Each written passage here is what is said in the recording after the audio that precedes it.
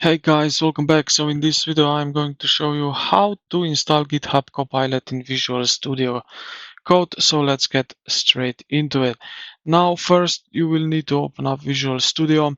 Then from the top menu bar navigate to the extension here. And yeah, let's find extension right over here.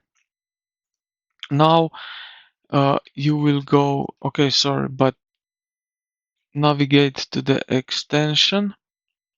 All right, open up and then in this search bar, type in GitHub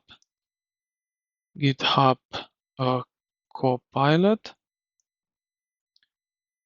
and yeah, select this chat and install it here, download it right over here.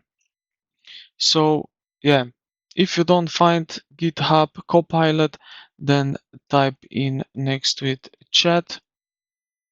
So it will be the first one right over here. Okay,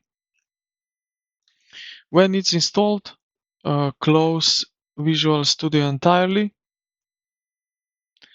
um, and then reopen your Visual Studio Code.